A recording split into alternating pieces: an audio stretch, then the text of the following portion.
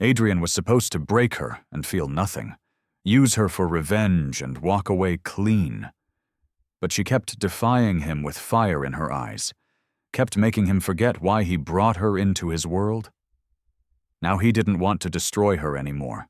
He wanted to keep every shattered piece, wanted to learn every way to make her come apart just so he could put her back together and do it again, and that was so much more dangerous. Welcome back to channel, my beautiful, amazing Pride family. You all have been so supportive, and I promise to always try my best to give you the best stories as I learn and improve every day. If this is your first time coming across my video, do comment below where you're watching from and hit subscribe to officially join the Pride family. Now, let's get into today's story. The glass tower caught the Chicago wind like a blade, all sharp edges and gray reflections off Lake Michigan. Elena stood on the sidewalk, her portfolio clutched against her chest, stomach twisting with something between desperation and dread. She needed this job. Not wanted. Needed. The kind of need that kept you awake at 3 in the morning, calculating which bills could slide another week, which creditors would accept another empty promise. Her mother's medical debts were a living thing, growing larger every month, swallowing every paycheck before she even cashed it. The lobby of Sterling Global smelled like money, that particular scent of leather and cold marble. Her heels clicked against the floor, each step an announcement of how out of place she was here. The receptionist, a woman with severe eyebrows and a smile sharp as glass, looked up from her screen. Elena Rossi. Yes, I'm here for the executive assistant position. The receptionist's smile changed, became something almost pitying. Mr. Sterling will see you personally. Top floor. He's expecting you. Elena's stomach dropped. I thought I'd be interviewing with HR. Not anymore. Elevator on your left, the receptionist said. The ride to the 50th floor felt like ascending toward execution. The elevator was all mirrors, forcing Elena to confront herself from every angle. Her cream blouse that she'd ironed 3 times, her black pencil skirt that was professional and unremarkable, her dark hair pulled back in a bun that was already loosening. She looked exactly like what she was, someone trying very hard to appear like she belonged in places she didn't. The doors opened onto a reception area that was more art gallery than office. Floor-to-ceiling windows overlooking the lake, abstract sculptures. And there, standing with his back to her, silhouetted against all that gray sky, was Adrian Sterling. He turned slowly, and Elena's breath caught despite every instinct telling her to stay calm, stay professional. He was handsome in the way God's creations were breathtaking, beautiful and terrible and impossible to look away from. Tall, broad-shouldered, wearing a navy suit that fit like it had been born on his body. Dark hair, ice-blue eyes that pinned her in place like a butterfly on a board. He studied her with an intensity that felt physical, a pressure against her skin. Miss Rossi. His voice was bourbon and smoke, dark and smooth. You're early. I appreciate punctuality. Thank you, Mr. Sterling. Something flickered in those blue eyes. Surprise, maybe? Come in. His office was massive, brutal in its minimalism. Glass desk, black leather chairs. That view of Chicago spread beneath them like a conquered kingdom. Elena walked in, feeling his gaze track her every movement. And when she turned, he was much closer than he should have been. Close enough that she could smell his cologne. Elena Rossi, he said again, rolling her name around in his mouth like he was tasting it. Rossi, your mother? Her name is Sophia? The shift in his tone made her spine straighten. Yes, and she worked in corporate finance a long time ago. I don't see what that has to do with this position. Adrian smiled, and it was the kind of smile that made prey animals freeze. Everything about you has to do with this position. Sit. She sat because what else could she do? He circled her chair slowly, deliberately, and she forced herself not to turn, not to track him. This was a power play. She understood that much. He was establishing dominance, seeing if she'd break. "Your resume is impressive," he said from behind her, close enough that she felt his breath stir her hair. "Top of your class, excellent references, clearly intelligent, overqualified for an assistant position." "Really? So tell me, Elena, why are you here? Why do you need this job so desperately?"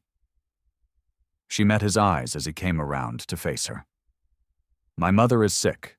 The bills are substantial." "How substantial?" "I don't see how that's relevant." "Humor me." She swallowed. $243,000, give or take. His eyebrows rose fractionally. "That is substantial. And if I offered you triple the posted salary, would that help?" Her heart slammed against her ribs. Triple the salary would be. It would be everything. It would be survival. What's the catch? Smart girl. He leaned against his desk, arms crossed, studying her like she was a puzzle he was solving in real time. "The catch is simple. You'll be mine exclusively. Every night, late hours, just the two of us. The work is demanding, intensive. I don't accept anything less than perfection, and I don't tolerate weakness.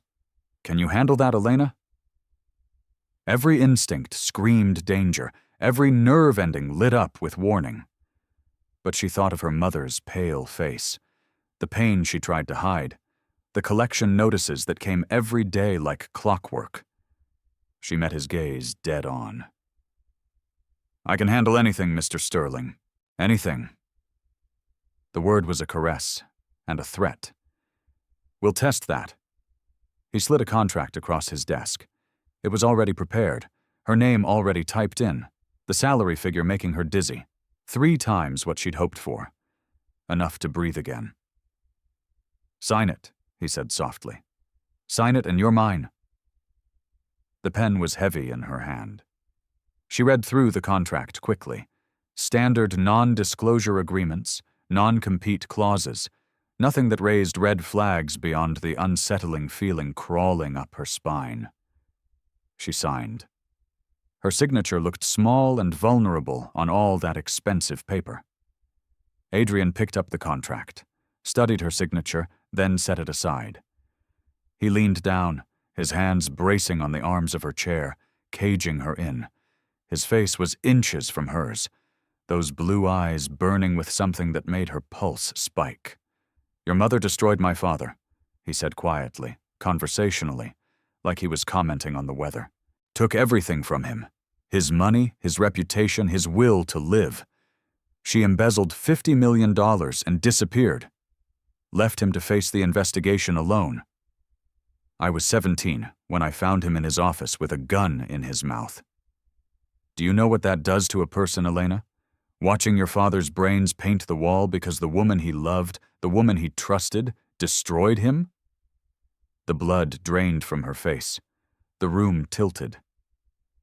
"I've waited 15 years for this moment," Adrian continued, his voice still soft, still deadly calm. 15 years for you to walk through that door, for you to need something desperately enough to put yourself in my hands. And now here you are." She couldn't breathe, couldn't move. He leaned closer, his lips brushing her ear, and whispered, "Welcome to Sterling Global, Elena.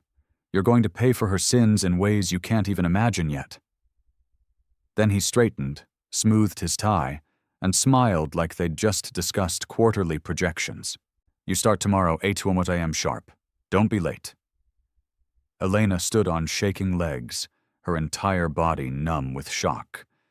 She made it to the elevator, made it down to the lobby, made it outside before her knees gave out, and she had to sit on a bench, gasping for the freezing Chicago air. What had she done? What had she just signed herself into? But when she checked her phone, there was already a notification. Her bank account, which had been hovering at 217, now showed a deposit of $15,000. First month's salary, paid up front. She was trapped, beautifully, expensively, completely trapped. What would you have done in Elena's position? Knowing the money could save your mother, but accepting it meant entering a vengeful man's cage. The first 2 weeks were psychological warfare, wrapped in expensive suits and impossible demands. Elena arrived every morning at 8 to find Adrian already there, always watching, always waiting. He gave her projects that should have gone to entire teams, expected them completed by midnight, by 3 a.m., by dawn. Financial analyses that made her eyes cross, contract reviews in languages she had to learn on the fly, presentations that he'd tear apart with surgical precision, then make her rebuild from scratch. He was never satisfied. Her handwriting was too rebellious, reminded him of her mother's. Her perfume, a cheap drugstore vanilla, clouded his judgment, made it hard to think. The way she bit her lip when she was concentrating, he said on the 5th night, watching her from across his desk with eyes that burned, made him want to bite it for her. She learned not to react, learned to keep her face blank, professional, even when he stood too close. When his hand brushed her shoulder as he leaned over to check her work, when his breath warmed her neck as he pointed out another error. She learned to function on 3 hours of sleep and coffee that tasted like battery acid, learned to ignore the way her body responded to his proximity, the electric charge in the air whenever they were alone, which was always. They were always alone. On the 12th night, she was reviewing a merger agreement, her eyes burning with exhaustion when Adrian appeared beside her chair with a crystal tumbler of whiskey. Scotch, probably older than she was, the kind of thing people paid thousands for at auction. "Drink," he ordered. "I don't drink on the job," she replied. "You're always on the job. Drink," Adrian insisted. She took the glass, their fingers brushing, that same electric shock. She sipped. It burned going down, warmth spreading through her chest. "Better," he said, and there was something almost gentle in his voice. Then he took the glass from her hand and deliberately poured the remaining whiskey across the document she'd been working on. The expensive liquid soaking into paper, spreading across the desk, splashing onto her cream silk blouse. She shot to her feet. "What the hell?" "Accident," he said, not even pretending to mean it. The whiskey had soaked through her blouse, making the fabric cling to her skin, transparent in places. His gaze dropped, heated, then returned to her face. "You can't work like that. There's a shower in my private bathroom. Unless you'd prefer I watch you walk through the lobby looking like you've been ravaged in my office." Her hands clenched into fists. "You did this on purpose. Prove it. You're a bastard, among other things. Shower, Elena, or leave. Your choice."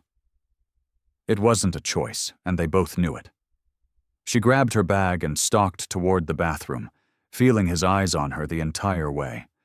The bathroom was ridiculous, all marble and gold fixtures, a shower that could fit 6 people. She locked the door, stripped off the ruined blouse, and stood there in her bra and skirt, shaking with fury.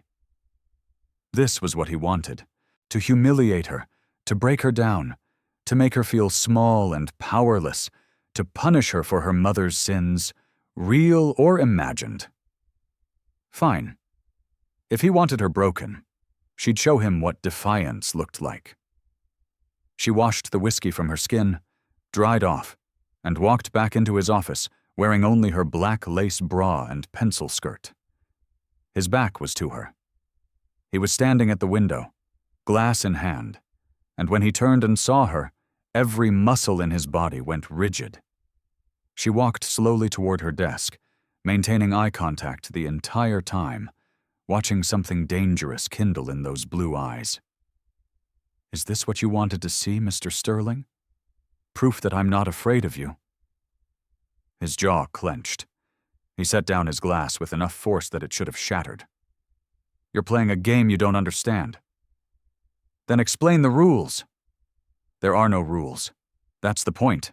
She reached her desk, began gathering the whiskey-soaked documents with deliberate calm, hyper-aware of how her body moved, how his gaze tracked every motion. The air between them felt charged, dangerous, like the moment before lightning struck. "You need a shirt," he said, his voice rough. "Oh, really? Do I?" "Elena." "Yes, Mr. Sterling." He crossed the space between them in 3 strides, grabbed his suit jacket from his chair, and held it out. "Put this on. Now. I thought you wanted me uncomfortable. Put it on before I do something we'll both regret." She took the jacket, still warm from his body, saturated with his scent. It swallowed her, the sleeves hanging past her hands, the hem hitting mid-thigh. When she looked up, he was gripping his desk, knuckles white, breathing hard. "You think this is a game?" His voice was raw, stripped of its usual control. "You think I won't cross every line your mother taught you to draw?" "I think," she said carefully, surprised by her own boldness. "You're terrified of what happens when revenge starts feeling like something else." The words hung between them. Dangerous and true. His eyes flashed, something breaking behind that carefully constructed facade. He took a step toward her, then stopped himself, muscles rigid with restraint. "Get out," he said quietly. "What?" "Get out. Go home. Now." Before I just go, she went, grabbing her things, practically running to the elevator. It wasn't until she was in the lobby that she realized she was still wearing his jacket.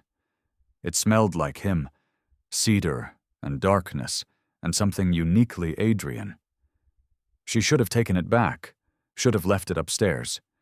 She wore it home instead, and hated how safe it made her feel. The next morning, there was a box on her desk. Inside was a blouse. Cream silk. The exact same style as the one he'd ruined, except this one was Hermes. Probably cost $1,000. No note, no explanation. She wore it because refusing felt like cowardice. Adrian didn't mention the previous night, didn't acknowledge it at all. But something had shifted. His cruelty became more focused, more intimate. He criticized the way her hair fell across her face when she leaned over documents, said it made him want to wrap it around his fist, commented on how she crossed her legs during meetings, the whisper of her stockings a distraction, told her late one night when they were alone reviewing contracts that she had no idea how she looked in lamplight, all shadow and gold, how it made him think thoughts that had nothing to do with business. "You're harassing me," she said, not looking up from her laptop. "I'm stating facts. You're trying to intimidate me. I'm trying to resist you, and failing spectacularly." That made her look up. He was watching her with an expression she couldn't read, something between hunger and resentment, desire and fury. "I'm supposed to hate you," he continued quietly. "You're supposed to be a means to an end, collateral damage in a war that started before you were born. But you keep existing, keep being brilliant and defiant and so damn beautiful it hurts to look at you. Keep making me forget why I brought you here." "Then let me go." "I can't." "You mean you won't?" "I mean I physically can't. You're under my skin now, in my head, and I don't know how to cut you out without bleeding to death." The honesty of it stunned her into silence.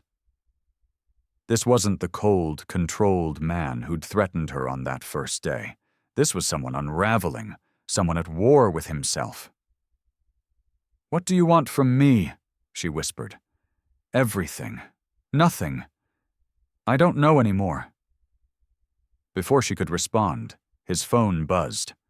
He glanced at it, and the moment shattered. The walls came back up, his expression smoothing into professional detachment. "You're needed at a client meeting tomorrow. The Art Institute, the Winter Gala, black tie." "We have an event to attend tomorrow," Adrian said after pocketing his phone. "I'm not invited to that." "You are now, as my date. I'm your employee, not your date." Not. You're whatever I say you are. That was in the contract. He smiled, cold and beautiful. A dress will be delivered to your apartment. Wear it. I'll pick you up at 7 Marteau. The dress arrived the next afternoon in a box that was itself a work of art. Inside, nestled in tissue paper, was a gown the color of fresh blood, red silk that moved like water, a neckline that plunged, a slit that went dangerously high. No woman wore a dress like this unless she wanted to be devoured. Elena put it on because she had no choice. Because this was the job. Because somewhere in the last 2 weeks, she'd stopped knowing where his revenge ended and her own complicated feelings began. It fit perfectly. Of course it did. He'd probably had her measured while she slept. The woman in the mirror looked like someone else. Someone powerful and dangerous and desired. The knock on her door came at exactly 7. Adrian stood in the hallway in a tuxedo that should have been illegal. All dark elegance and barely restrained danger. His eyes swept over her, heated, possessive, consuming. Perfect, he said roughly. You look absolutely perfect. The gala was everything Elena had ever imagined wealth to be, crystalline and cold and breathtaking. The Art Institute glittered with old money and new fortunes, women dripping diamonds, men who owned cities. Adrian's hand never left her body, a constant presence at her lower back, her hip occasionally drifting to the dangerous territory of her upper thigh beneath the table during dinner. Relax, he murmured against her ear. You're mine tonight. Everyone here knows it. Act the part. I'm not yours. Keep telling yourself that. A man approached their table, silver-haired and handsome in the way that money and good genetics combined. Adrian, always a pleasure. And who is this stunning creature? Off limits, Julian. Adrian's voice carried a warning that made Elena's spine straighten. Julian Vance. She recognized him now from Forbes covers and financial news. A billionaire who made Adrian's fortune look modest. He smiled at her, ignoring Adrian entirely. Would you grant me a dance, miss? She wouldn't, Adrian said flatly. Elena felt rebellion spike through her. She'd spent 2 weeks being controlled, manipulated, pushed around.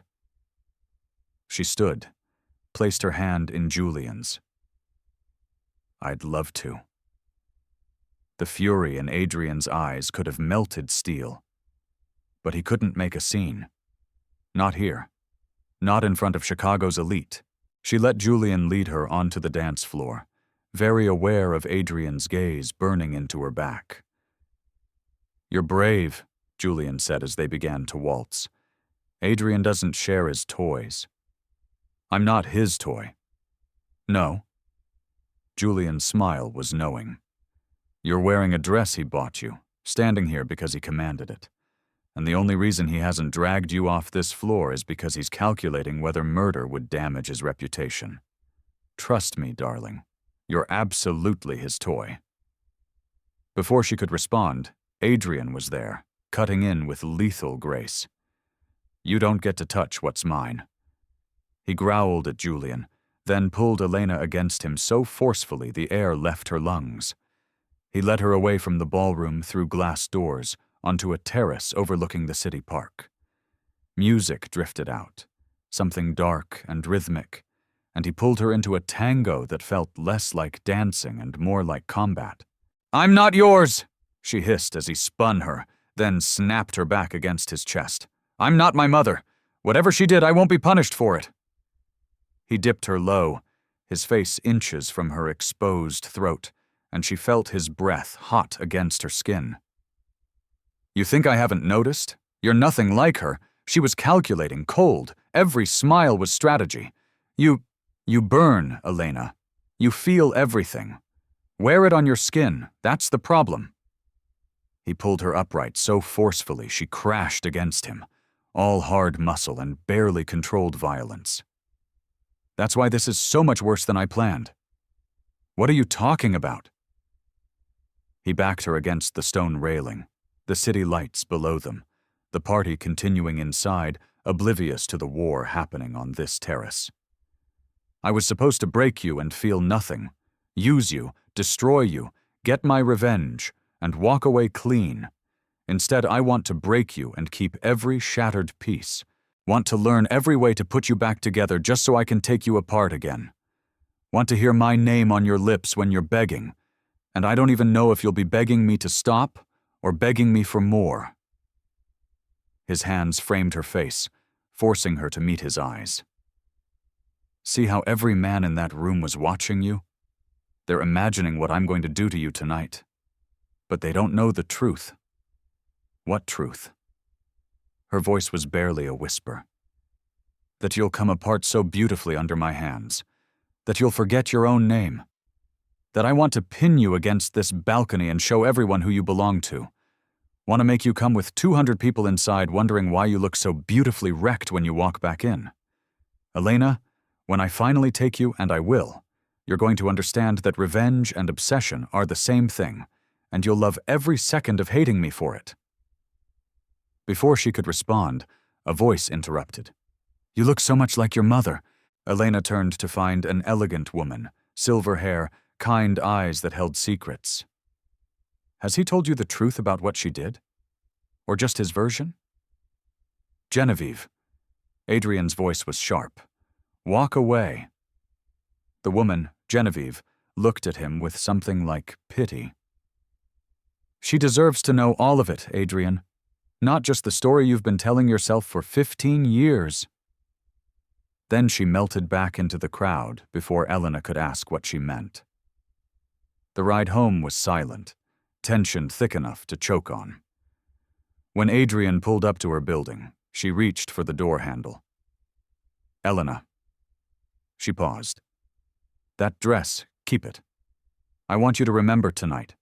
Remember what it felt like to defy me. And remember what I promised would happen when I finally stopped holding back. She fled into her building, her heart racing, her entire body wound tight with confusion and desire and fear. She was falling into something dangerous, something that would destroy her if she wasn't careful. The worst part was she wasn't sure she cared anymore. The tension between them detonated on a Thursday night, 3 weeks into her employment. They were in his office reviewing his acquisition of a family-owned manufacturing company. Elena had spent the day watching him systematically dismantle a business that had been operating for 4 generations. When the lawyers finally left, when it was just the two of them in that vast office with Chicago spread beneath them, she couldn't hold it in anymore. That company employed 300 people, she said quietly. Families, children who go to bed tonight not knowing their parents just lost everything. Adrian didn't look up from the contract he was signing. Business isn't charity. Business doesn't have to be cruelty, Elena replied. Now he looked up, eyes cold. You want to lecture me about morality, about compassion? Your mother taught me that compassion is for people too weak to take what they want. Stop blaming me for what she allegedly did. Allegedly? He stood, began walking toward her with predatory grace. There's no allegedly about it. The money disappeared. My father died. Those are facts. Facts? According to who? According to you? According to your anger? She stood her ground as he approached, refusing to back down. You've built your entire life around hating her, hating me by extension. But have you ever considered you might be wrong? I'm not wrong. Everyone's wrong sometimes. Not about this. He was close now. Too close. And the air between them crackled with electricity. Not about the woman who destroyed my father and walked away laughing. My mother never laughed about anything. She spent my entire life looking over her shoulder, terrified, broken. Does that sound like someone who got away with 50 million $? It sounds like someone with a guilty conscience or someone who was hurt just as badly as your father was. His hand shot out, gripped her chin, forced her to meet his blazing eyes. Don't you dare compare them. Don't you dare. Then tell me the whole truth. Not your version, not your uncle's version, the actual truth. Show me proof. I don't have to prove anything to you. No, she agreed. You just have to control me, manipulate me, use me to feel better about your father's death. That's so much healthier. His control snapped. She saw it happen, saw the moment the carefully constructed walls came crashing down. He backed her against his desk, papers scattering to the floor, his body caging hers, and the look in his eyes was pure hunger. You want to know what I want? His voice was rough, dangerous. I want to stop thinking, stop planning, stop calculating revenge and obsessing over the past. I want to lose myself in you until nothing else exists. Adrian, say it. Tell me to stop. His hands framed her waist, thumbs pressing into her hip bones through the thin fabric of her dress. Lie to me like you've been lying to yourself. Tell me you don't want to feel this. She couldn't. The words wouldn't come because he was right. She had been lying to him and to herself, pretending the hatred was simple when it had become impossibly complicated. Lightning illuminated them through the floor-to-ceiling windows. Chicago drowning in sudden rain, and Elena made a choice that would change everything. I want to, she whispered. His kiss was brutal, all teeth and desperation, 15 years of anger and 3 weeks of restraint, breaking like a dam. He lifted her onto the desk, pushed her thighs apart, stood between them and kissed her like he was trying to consume her. She kissed back just as fiercely, her hands in his hair, pulling, claiming, giving as good as she got. Say you want this, he demanded against her mouth. Say it. I want this. I want you. I want. His hands were everywhere, learning her, memorizing her, reverent and possessive at once.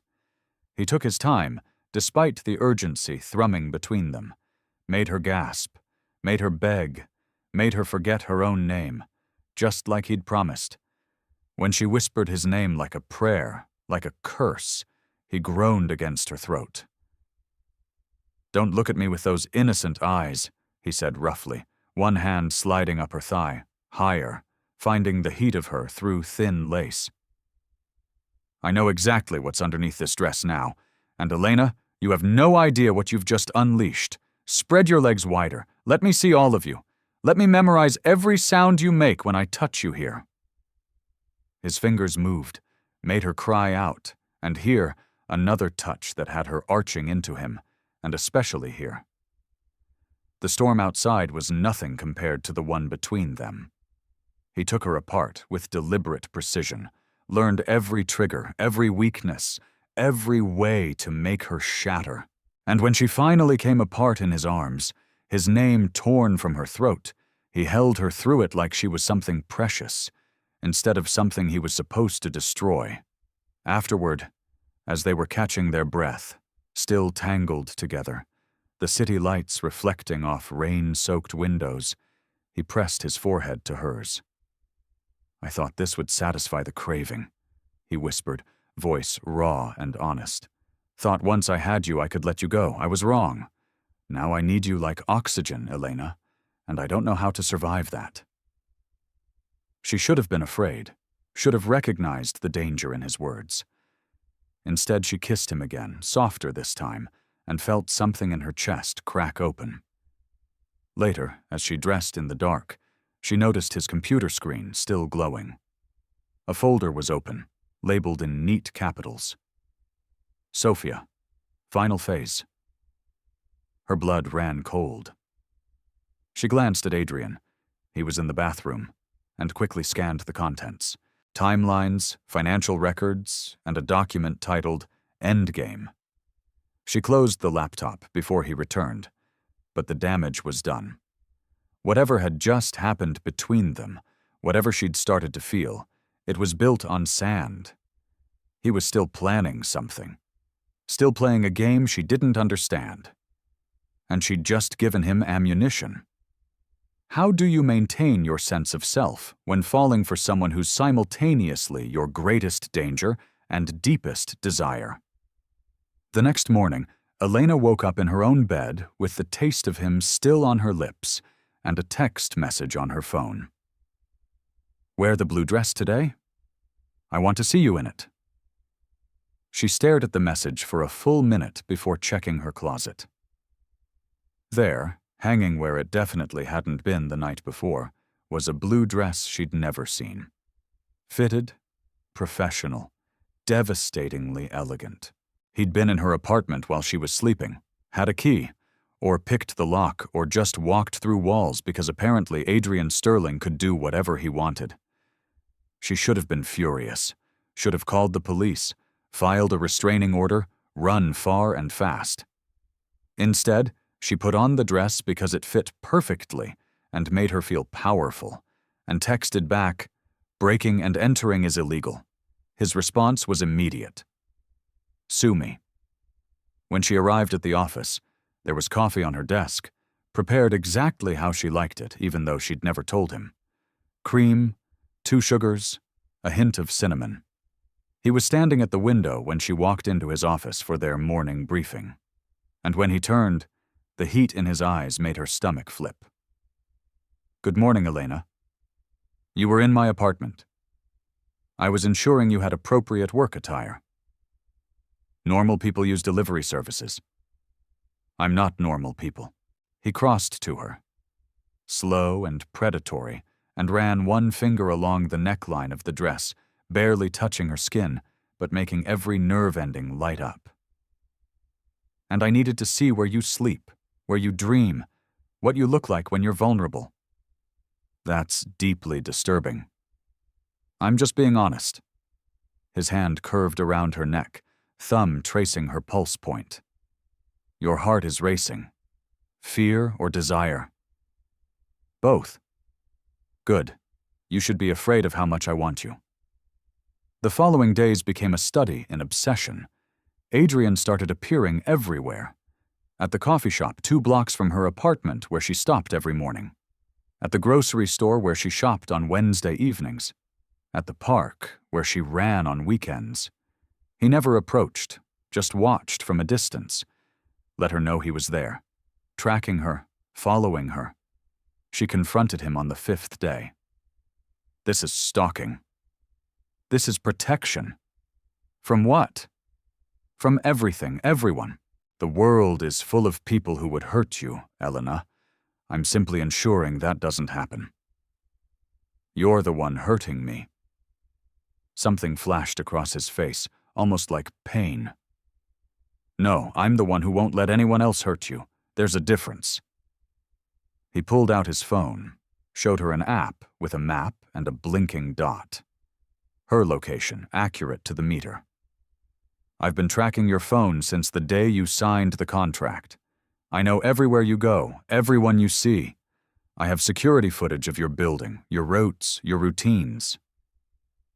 She should have felt violated, terrified. Instead, she felt something more complicated, something that included anger, but also a twisted sort of safety. "Why?" "Because the thought of you out there, unprotected, vulnerable, it makes me insane. Because I need to know you're safe even when you're not with me. Because you're mine, Elena, and I take care of what's mine." "I'm not yours." He backed her against the wall of his office, one hand on either side of her head, caging her in. "You are. You became mine the moment you signed that contract. You became mine the moment I tasted you. And you'll stay mine until I decide otherwise." "That's not how people work. It's how we work." He leaned in, his lips brushing her ear. "You can pretend to hate this, hate me, but your body tells a different story. Every time I touch you, you lean in. Every time I'm close, your pupils dilate. You want this cage, Elena. You want me to be obsessed with you.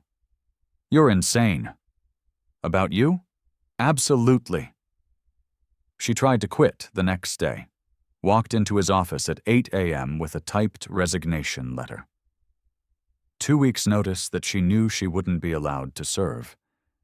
He read it calmly, then tore it in half. "No.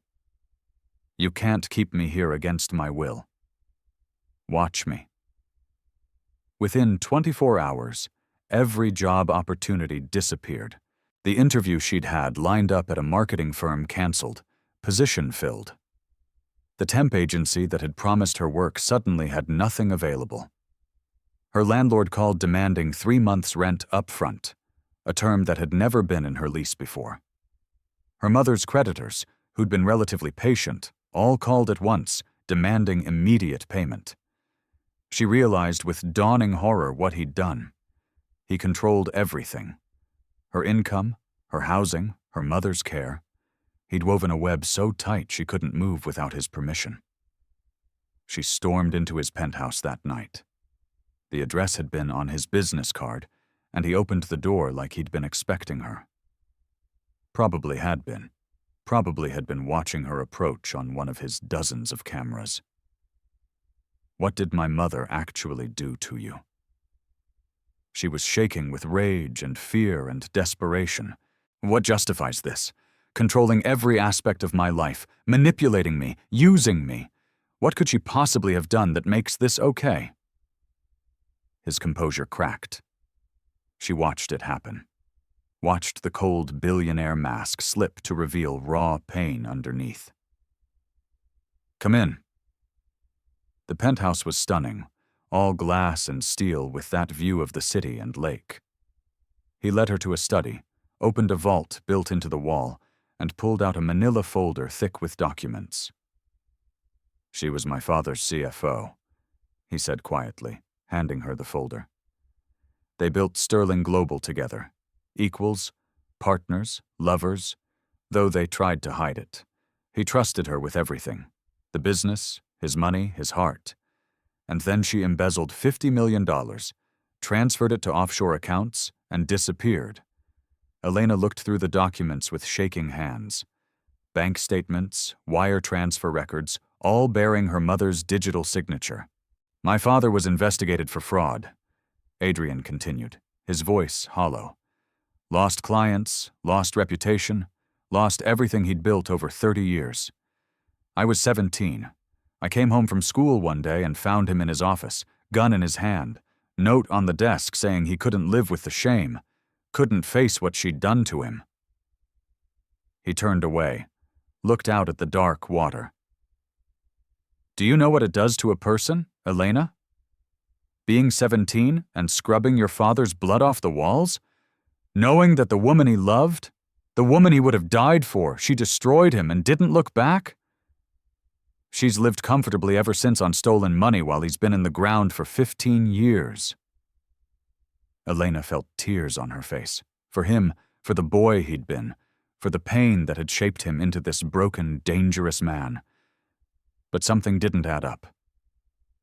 "These dates," she said slowly, studying the wire transfers, "they're all from May 2010.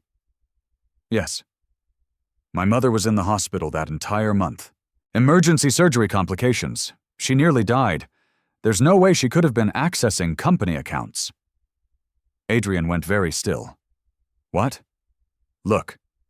She pulled out her phone, accessed her storage where she kept her mother's medical records for insurance purposes. "Admission date, May 2nd, 2010. Discharge June 8th. 6 weeks in ICU. She couldn't have done this. Adrian. Someone else used her credentials while she was unconscious." She watched understanding dawn across his face, followed by horror. He took her phone, studied the records, cross-referenced them with the financial documents.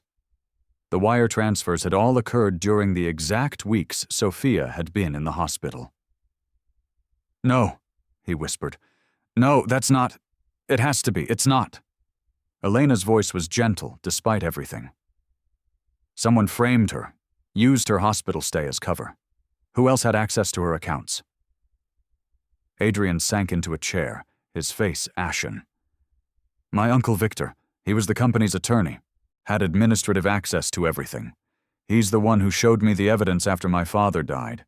He's the one who told me—" Oh, God! The realization was breaking him apart. She watched 15 years of rage and purpose crumble. watched the foundation of his entire adult life crack and shatter. "I've destroyed innocent people," he said quietly. "Built an empire on revenge that wasn't even real. I've hurt you, tracked you, controlled you, used you as a weapon against a woman who was just as much a victim as my father was." He looked up at her, and the pain in his eyes was bottomless. "And the worst part, even knowing the truth, even knowing I don't deserve you, even knowing everything I've done to you was based on a lie, I still can't let you go. What does that make me, Elena? What kind of monster am I? Would you forgive someone who hurt you based on a lie? Or does the impact of their actions matter more than their intentions?"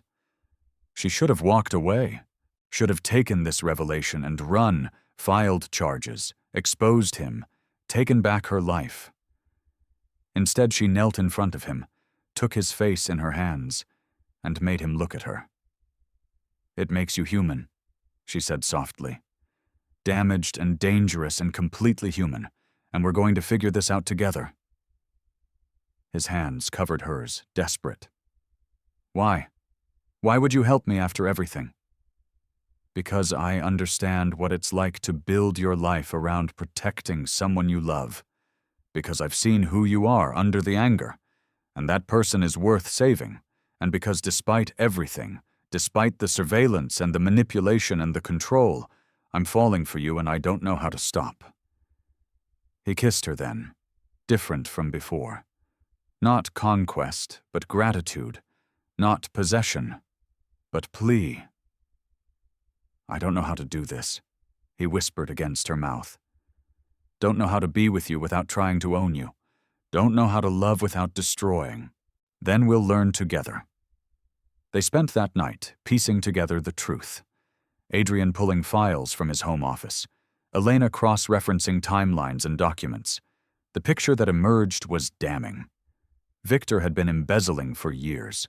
Small amounts at first, then larger. When Sophia had started noticing discrepancies, when she'd begun asking questions, he'd framed her, used her hospital stay to transfer massive amounts, then showed the evidence to Adrian's father. "She ran because he threatened her," Elena said, reading an old email she'd found buried in her mother's archives, something Sophia had sent to a friend and forgotten. "Victor told her if she came forward, he'd make it look like suicide. She'd been in the hospital for surgery. It would have been easy to claim depression, medication interaction. She ran to protect herself. To protect me." Adrian's hands were shaking. "My father died believing the woman he loved betrayed him. Died alone and ashamed because of a lie my uncle told." "We'll expose him," Elena said firmly. "We'll get justice." "Justice won't bring back 15 years, won't undo what I've done to you." He looked at her, broken and beautiful. "I've been a monster to you, Elena. Treated you like collateral damage. How do I fix that?" "You start by removing the surveillance. You give me complete freedom to walk away if I choose, and you let me decide what happens next between us. No manipulation, no control, just honesty." He nodded, and she saw how hard it was for him, this man who'd spent his entire adult life in control, surrendering to uncertainty. "What do you want to happen next?" She stood, held out her hand. "I want you to take me to bed. Not as revenge, not as possession, but as two people choosing each other despite every reason not to. Can you do that?" His answer was to stand, take her hand, and lead her to a bedroom that was all dark sheets and floor-to-ceiling windows overlooking the lake. And he made love to her like she was precious, like she was forgiveness incarnate, like she was the answer to every question he'd ever asked, slow and reverent and devastating in its tenderness. "I want to worship you the way I should have from the beginning," he whispered against her skin, learning her body like scripture, like something holy. "Let me apologize with my mouth, my hands, every part of me until you believe I'd burn the world down before I'd hurt you again." And she let him. Let him learn her secrets. Let him bring her to the edge and over it again and again until she was shaking with pleasure and emotion. Afterward, wrapped in his arms with the wind singing beyond the glass, she felt something shift inside her chest. This was dangerous. Trusting him, believing him, falling for him. But maybe the most dangerous thing would be walking away from something that felt this right. The following week felt like living in a dream that hadn't quite solidified into reality. Adrian kept his promises with a thoroughness that was almost unsettling. He called his security team into his office while Elena watched and ordered every piece of surveillance equipment removed. The tracking app on her phone deleted. The cameras outside her building disconnected. The security detail that had been following her at a distance reassigned. "I want her completely free," he told Cale, his head of security. "No monitoring, no protection details unless she specifically requests them. If she wants to disappear tomorrow, she can. Understood?" Kyle glanced at Elena with something like respect. Understood. When they were alone again, Adrian turned to her with an expression she was learning to recognize.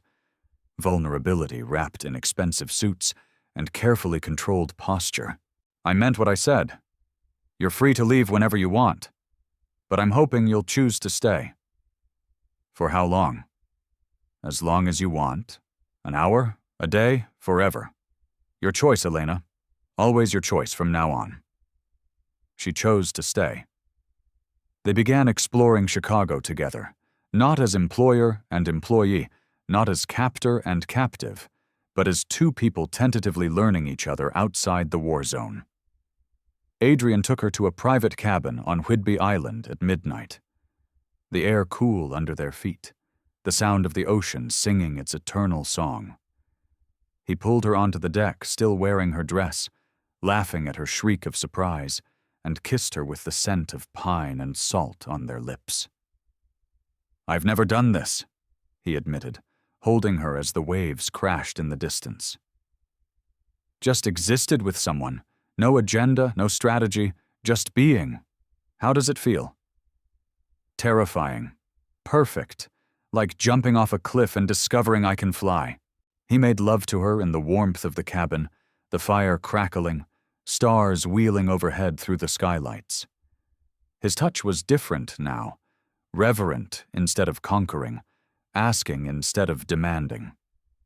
He learned that she was ticklish behind her knees, that she sighed in a particular way when he kissed her collarbone, that she liked to be held tightly afterward, like an anchor against drifting away.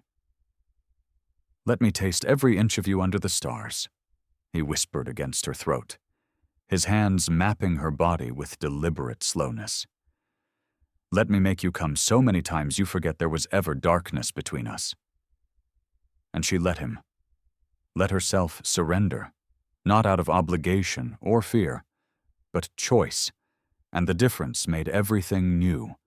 They took his boat out on Lake Geneva at sunrise, made love on the deck with the skyline turning gold in the distance. He told her things he'd never voiced, about finding his father's body, about the 17-year-old boy who'd had to identify remains and plan a funeral and somehow keep living. About building an empire on rage, because rage was easier than grief. "I've never been afraid before you," he said, tracing patterns on her bare shoulder as they lay tangled in sheets that cost more than her monthly rent. "Never had anything to lose. But if something happened to you, if I lost you, I wouldn't survive it, Elena. You're not just my obsession anymore. You're my entire reason." She kissed him instead of answering, because words felt inadequate for the enormity of what was building between them. On their 5th day of this fragile peace, Elena noticed the black sedan. It was parked across from her apartment building when she left for work, followed 3 cars behind her on the highway, idled in the parking garage when she arrived at Sterling Global. Not Adrian's security. He'd been with her all morning. Someone else.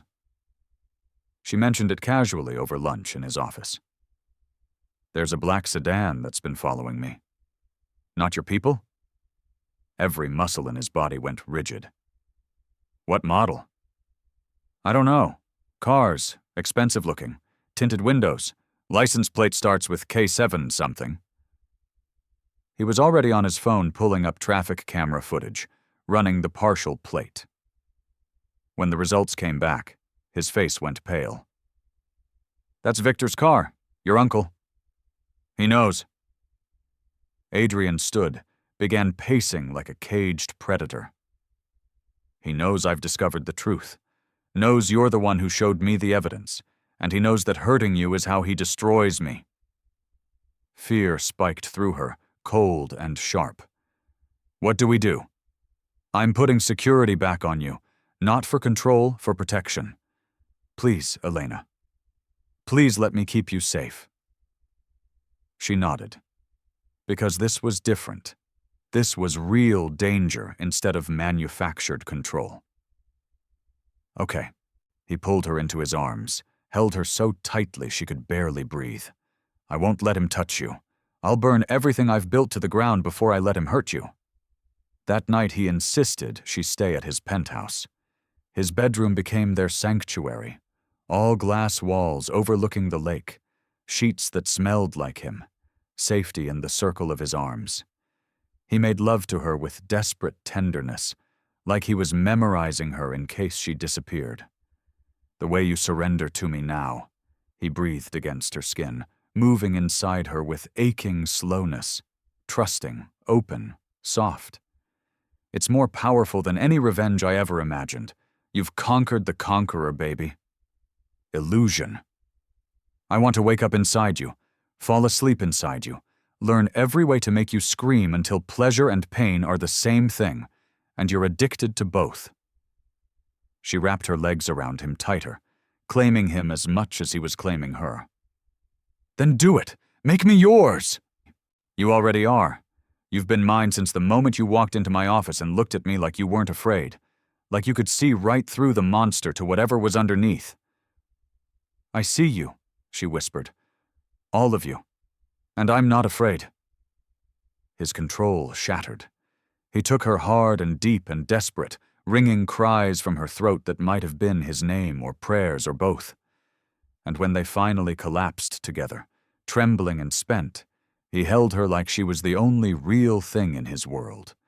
Which was why when her phone rang at 2 in the morning with a number she didn't recognize, he was the one who answered. Miss Rossi? A woman's voice, elegant and familiar. This is Adrian Sterling. Who is this? A pause. Genevieve, I need to speak with Elena. It's urgent. Elena took the phone, suddenly wide awake. I'm here. Victor is planning something. He can't let Adrian expose him. Can't risk everything he's built being destroyed. You need to be careful, both of you. I have information, evidence that could help. Meet me tomorrow at the Field Museum, noon. Come alone. Wait, how do you know about Victor? Who are you, really? But Genevieve had already hung up. Adrian took the phone from her hands, already pulling up information on his laptop. Genevieve Clark, federal prosecutor, specializes in corporate fraud and embezzlement. She's been building cases against white-collar criminals for 20 years. Why would she be interested in Victor? Because he's not just a thief, he's a ghost. If he's been embezzling from Sterling Global, he's been doing it elsewhere. She probably has a file on him 3 feet thick. They didn't sleep the rest of the night. Adrian held her and made plans, talking through scenarios, calculating risks. By dawn, they decided to meet with Genevieve together, regardless of her instructions to come alone. But Victor moved faster than either of them anticipated. Elena arrived at Sterling Global at 8 a.m. to find Adrian's office already occupied.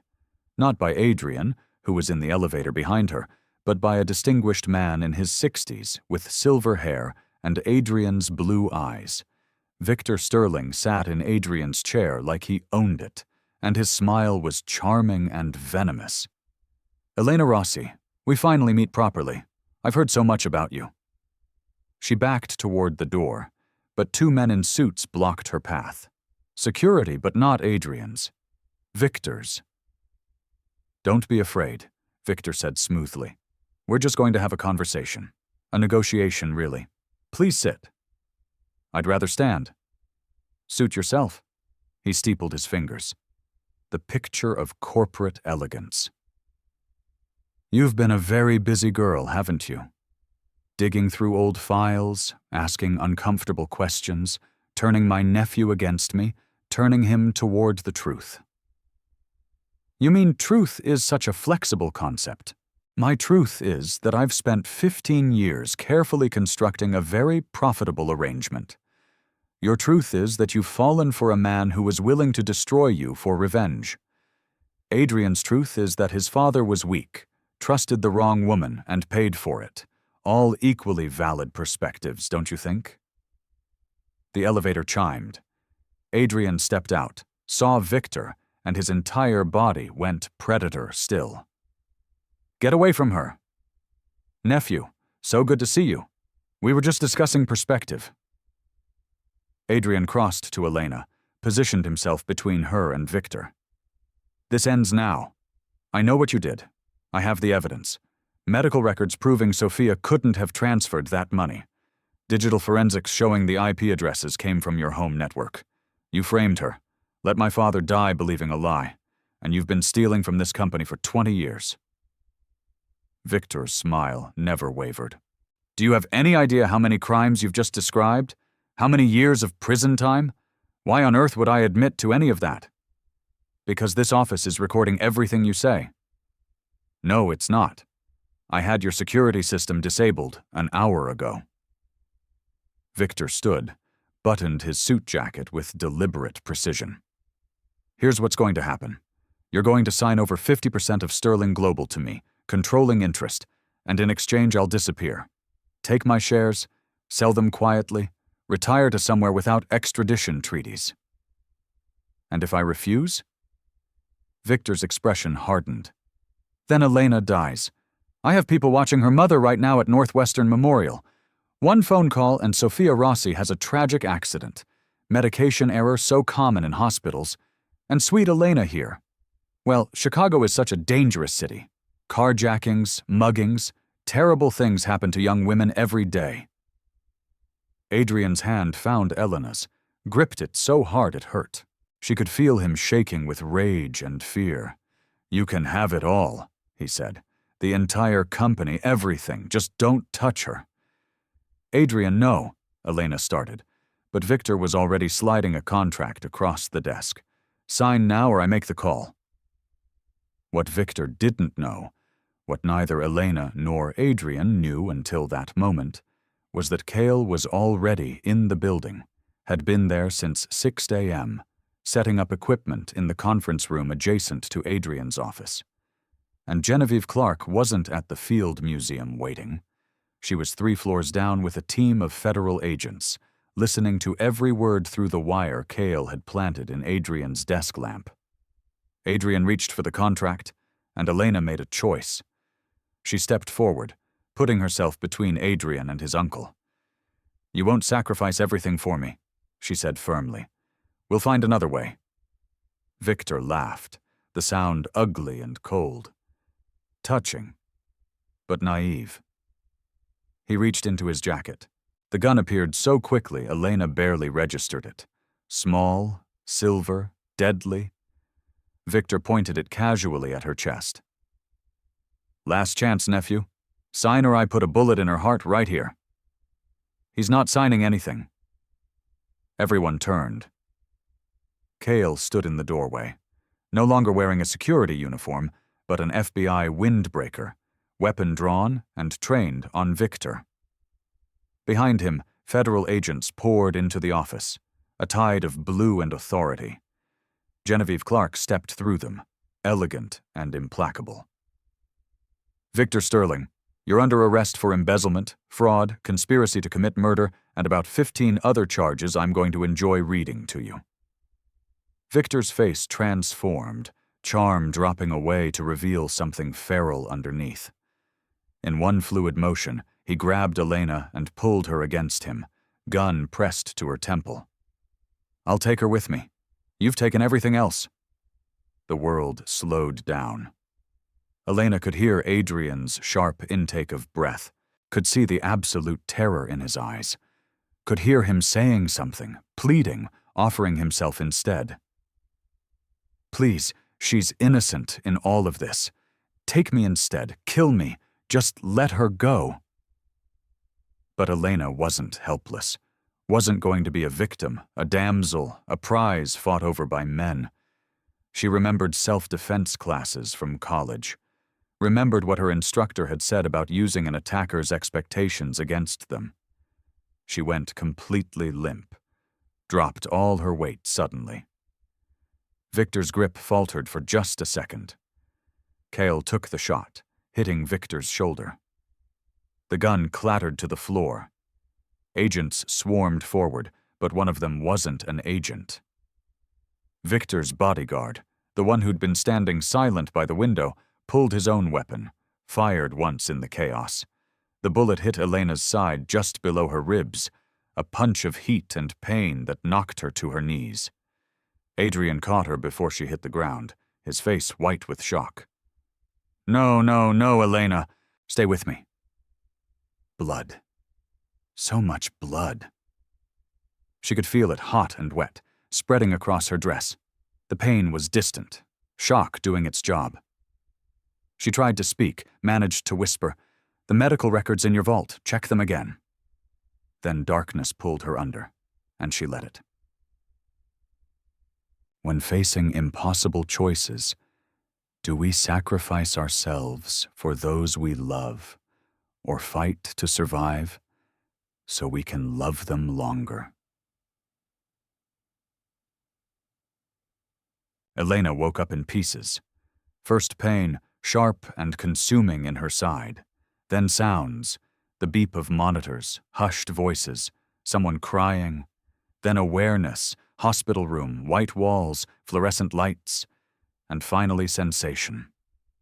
A hand holding hers so tightly it should have hurt, but instead felt like an anchor. Adrian sat in a chair pulled close to her bed, unshaven and wrecked, still wearing the same clothes from how long ago. His eyes were closed, but he wasn't sleeping, just holding her hand against his cheek like a prayer. "Hey," she managed, her voice a croak. His eyes flew open, and the relief in them was so profound, it brought tears to her own. "You're awake. Thank God you're awake. Don't move. You had surgery. The bullet hit your spleen, but they got it out. You're going to be fine. You're going to be perfect." "How long?" 3 days. You've been unconscious for 3 days, and I've been losing my mind." She looked around the room, saw flowers everywhere, balloons, cards. "You stayed. I never left. They tried to make me, said I needed rest, food. I told them I'd burn the hospital down if they made me leave you. Elena, I'm so sorry. This is my fault. My vendetta, my family's poison. Not your fault. It is. Everything that's happened to you is because of me, because I dragged you into my revenge, because I made you a target." He pressed his forehead to their joined hands. "When that gun went off and you fell, I died. Right there, I died. Because you're my heart, Elena. You're every good thing I've ever had. And the thought of losing you, of existing in a world where you don't, it's not possible. I can't do it." She squeezed his hand weakly. "You didn't lose me. I'm right here." "For how long? Until the next threat, the next enemy? My world almost killed you. My enemies, my violence, my inability to let go of the past. I can't keep doing this to you." Something in his tone made her chest tighten. "What are you saying?" He looked up and his eyes were devastated. "I'm saying you deserve better than this. Better than me. You deserve safety and peace and a normal life without guns and federal raids and men who are so broken they don't know how to love without destroying. Elena, when you're healed, when you're strong again, I want you to leave. I want you to take the money you've earned and build a life somewhere safe. I'll stay away, won't track you, won't follow. You'll be completely free." "What if I don't want that?" "You should want it. You should want to be as far from me as possible." He stood and she realized what he was doing. He was leaving, walking away, giving her up. "Don't," she said, trying to sit up and gasping as pain lanced through her side. "Don't you dare make this decision for me." "I have to, because I love you too much to be the reason you're not safe." He leaned down, kissed her forehead with infinite tenderness. "Get better, Elena. Live a beautiful life, and try to forgive me for all the ways I failed you." Then he was gone, and she was alone with the beeping monitors and the flowers and the ache in her chest that had nothing to do with bullet wounds. A nurse came in hours later, checked her vitals, adjusted her IV. "Your gentleman friend left something for you, said to give it to you when you woke up." She handed Elena a manila folder. Inside were the medical records she'd mentioned before losing consciousness, Sophia's files from May 2010. But there were pages Elena had never seen buried in the surgical notes.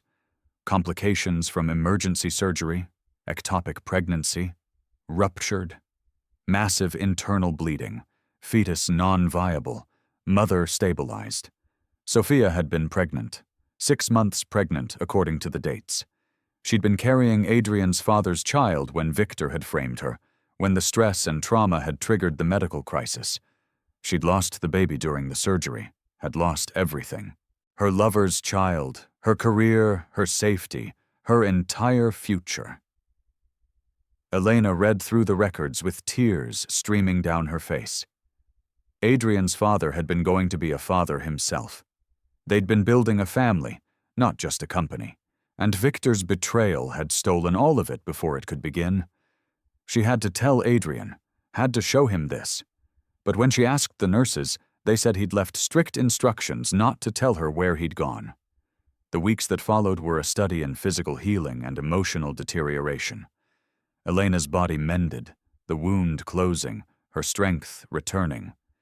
But every day without Adrian felt like dying slowly. She thought pushing him away would protect her heart. Instead, it was destroying her. Her mother came to visit. Sophia, looking older than her 52 years, worn down by 15 years of fear and hiding. She sat beside Elena's bed and held her hand. "He told me what you found," Sophia said quietly.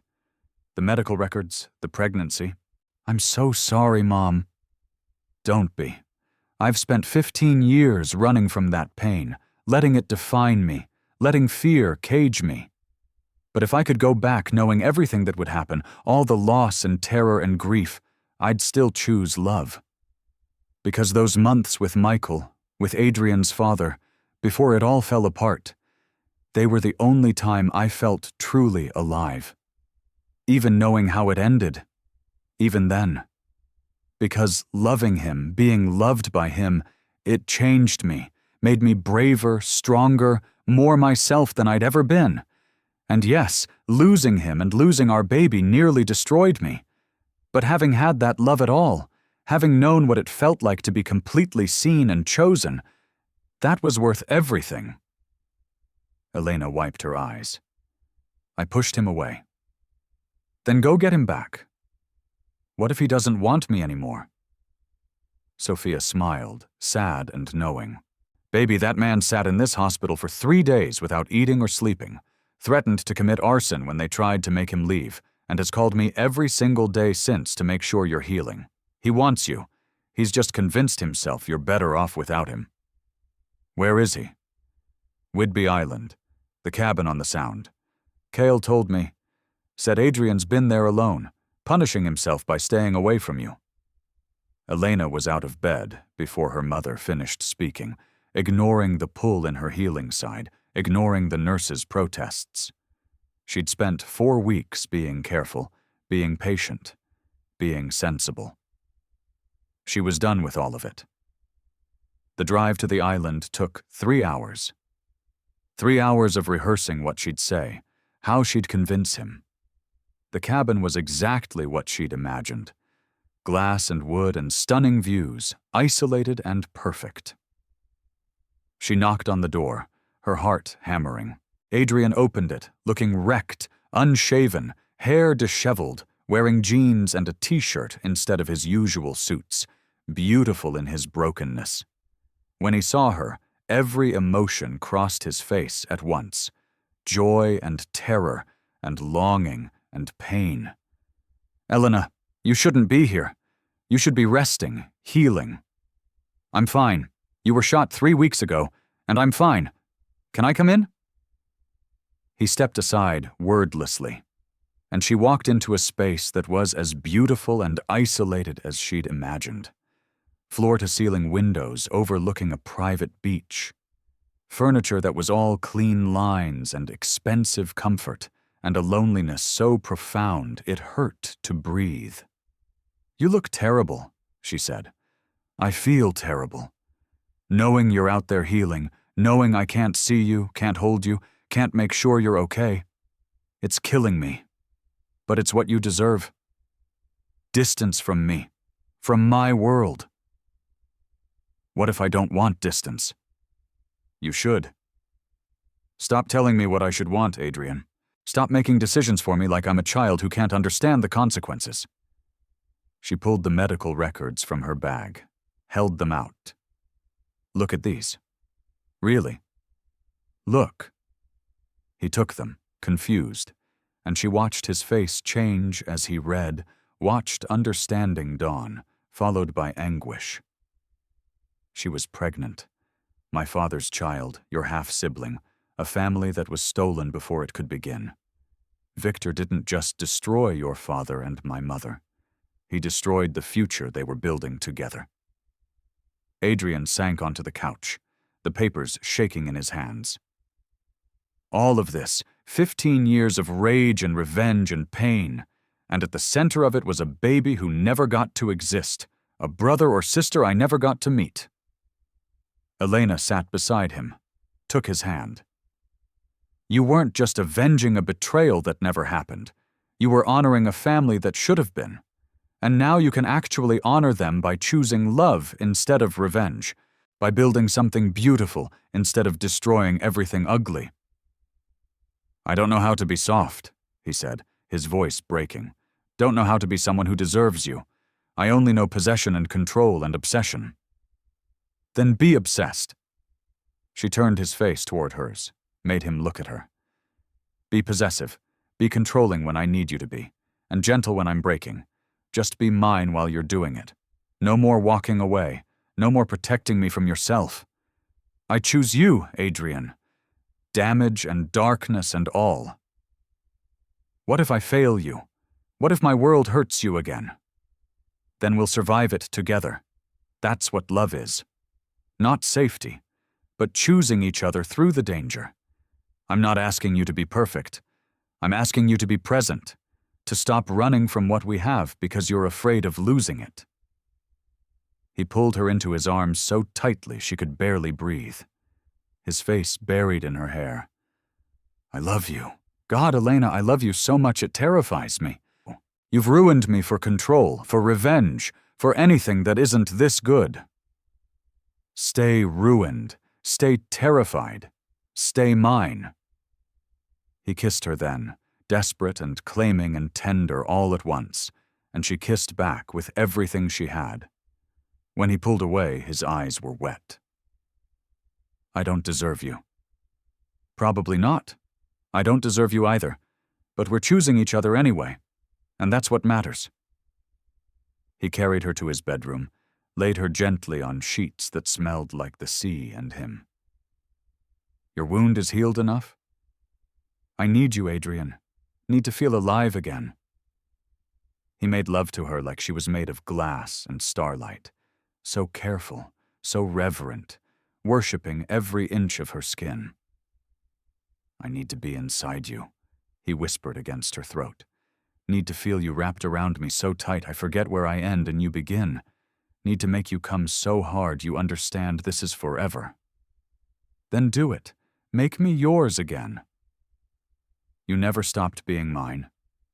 You've been mine since the moment you walked into my office, and refused to be afraid.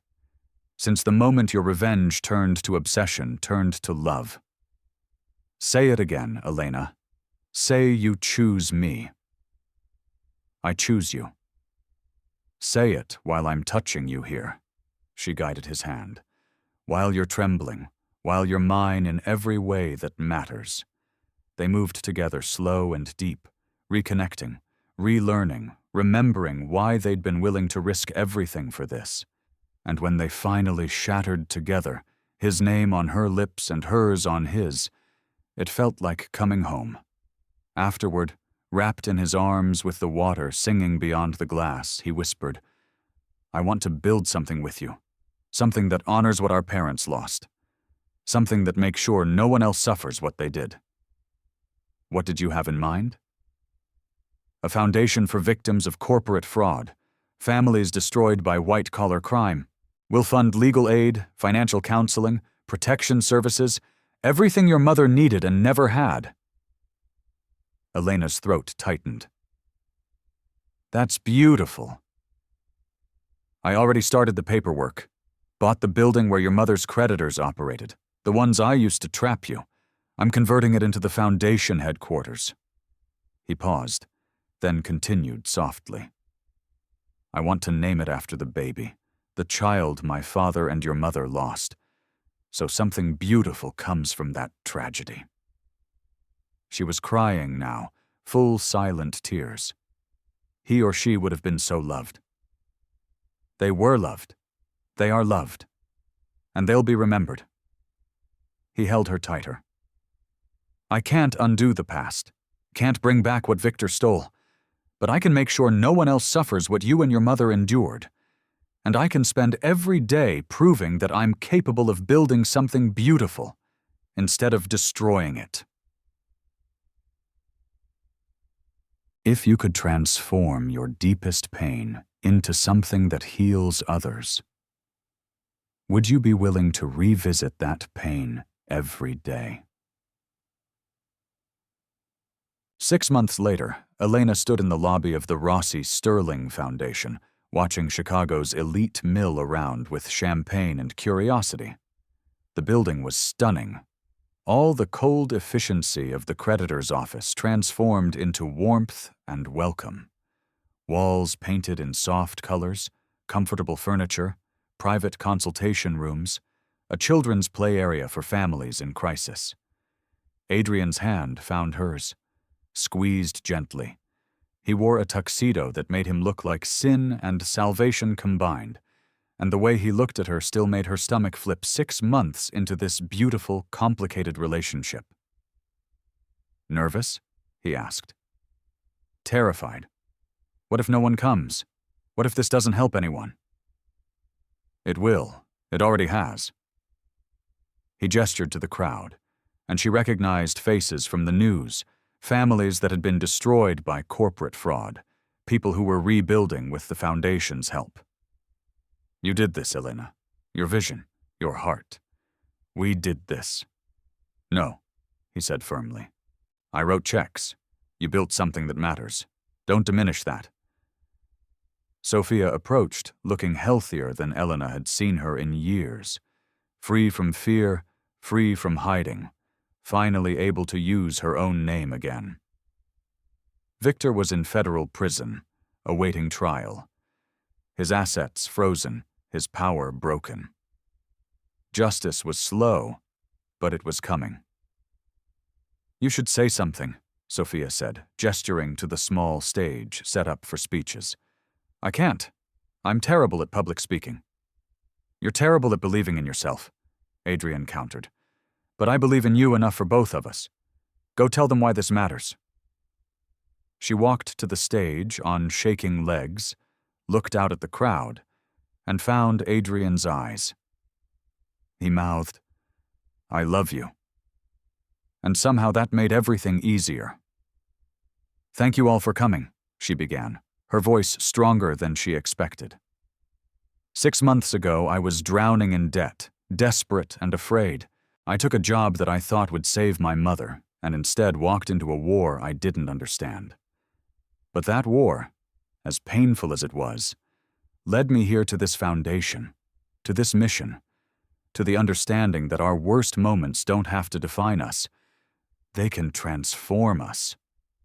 She talked about corporate fraud, about families destroyed by greed, about the human cost of white-collar crime, talked about her mother's story, about Adrian's father, about the baby who never got to exist but would be honored every day in this space.